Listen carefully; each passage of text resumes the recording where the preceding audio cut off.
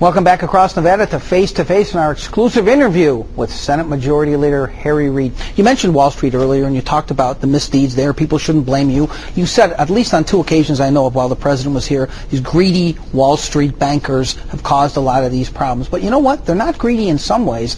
Indeed, the financial sector, as you know, Senator, contributed more than $477 million to Congress in 2008. This is from OpenSecrets.org. Here are the biggest recipients. 2009, 2010, Chuck Schumer of New York, he represents Wall Street, of course, led the congressional PAC with $4 million.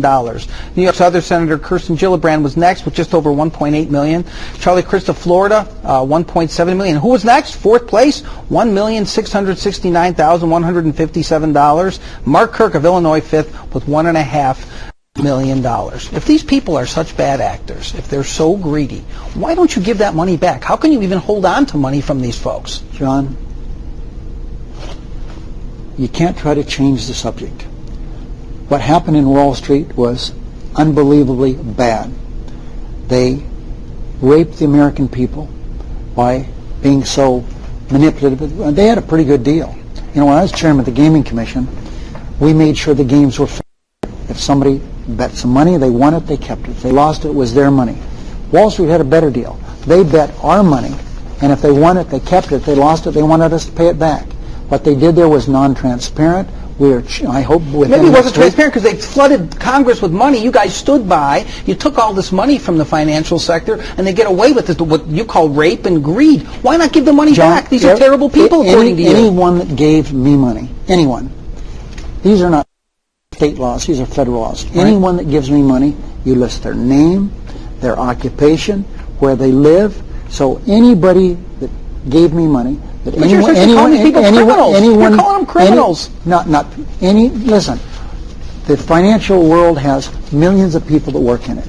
Anyone that gave me money, we know their name, we know their occupation, where they live, their phone number. Anybody thinks that any money that was given to me by anybody that was tainted in any way, call me and explain why it was bad. Okay, so you're not going to give the money back. I want to ask you real quickly about Social Security because it's come up in the campaign. You've run a lot of ads. Your campaign has attacking Sharon Angle for saying she wants to privatize it, phase it out. I have a serious question for you. I know that the trustees say that there's not going to be a problem maybe till 2037. On the other hand, it's starting to go upside down in payments versus benefits. Just this year there was a report that came out. It's supposed to not happen until 2016. The question is, what has Harry Reid done, if anything, to prepare for the long-term solvency? You just don't want to do anything. You want to don't worry, be happy to the seniors, right? John, people have to stop bad-mouthing Social Security. Social Security, according to CBO, according to the General Accounting Office, is okay for the next 40 years. And even after that, people will draw 85% of the benefits if we do nothing. So I think we should just stop frightening people about how bad shape Social Security is. I have a couple rules. Number one, do no harm to Social Security. What does that mean? You've raided the trust fund, have you not? Whoa. No? Do no harm. Do no harm. Seems harmful to me. Do no harm. Okay. First of all, let's not try to privatize it. Leave it alone. Number two, let's stop the cheaters. There are many, many people who should be paying into the Social Security Trust Fund that do not. We can take care of that, and that would take care of the out years. We're making it far too complicated, and of course, if we look at what happened, you realize during the Clinton years, there was no Social Security surpluses used to offset the deficit because there wasn't one.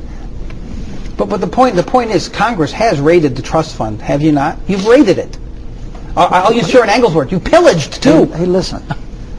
Why? The last many years we've had Republican presidents, and every one of their budgets took Social Security surpluses to mask their huge deficits. Bill Clinton didn't do that, to his credit. Well, here we go. It's all Bush's fault again? Is everything in the world George Bush's fault? John, facts are nasty little things, aren't they? So you don't. I'm just giving you facts. So you don't think there's any long-term problem that you, as the Senate Majority Leader, should do? I mean, the tough thing here is you either have to cut benefits or increase payroll taxes. Tell me what is long-term? Is 40 years long-term? But we're okay for the next 40 years. It was supposed to be okay until 2016 before it started going upside down. It's already starting to go upside down in terms of payments and benefits. You're saying do nothing. No, of course, you're not listening. You're not somebody talking into your ear here. What I said is we have to make sure we do no harm. Okay? Stop the talk about privatizing. And get the cheaters. Yeah. Okay. And that's billions of dollars. All right. One more segment to go with Senate Majority Leader Harry Reid in our exclusive interview. I hope that person stops talking in my ear. Back in a moment.